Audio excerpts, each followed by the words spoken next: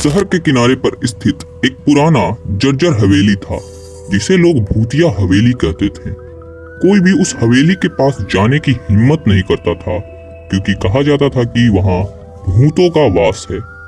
एक रात 4 दोस्त राज, मोहित, संजीव और अरुण ने ठान लिया कि वे इस रहस्य का पर्दाफाश करेंगे। वे सभी साहसी थे और उन्हें लगा कि भूतों की कहानियां महज अफवाह है।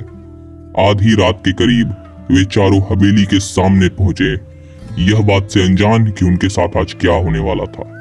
हवेली की खिड़कियां टूटी हुई थी और दरवाजे पर जंग लगे ताले लटक रहे थे।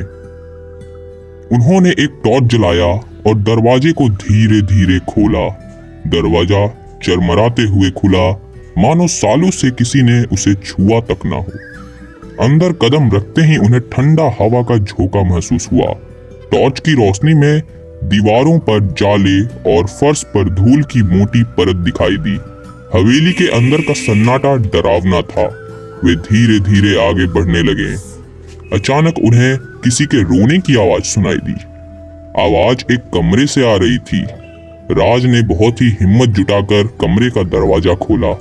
कमरे के अंदर एक महिला सफेद साड़ी में दिखाई दी, जिसका चेहरा बहुत डरावना था। उसकी आंखें लाल थी और बाल बिखरे हुए थे। महिला ने उन चारों की तरफ देखकर एक भयानक चीख मारी।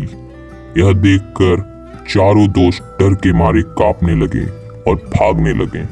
वे जैसे ही हवेली से बाहर निकले, हवेली के दरवाजे अपने आप बंद हो गए। वे चारों तेजी से अपने अपने घर की तरफ भागे और उस रात के बाद उन्होंने कभी उस हवेली की तरफ मुड़कर दोबारा ना देखा।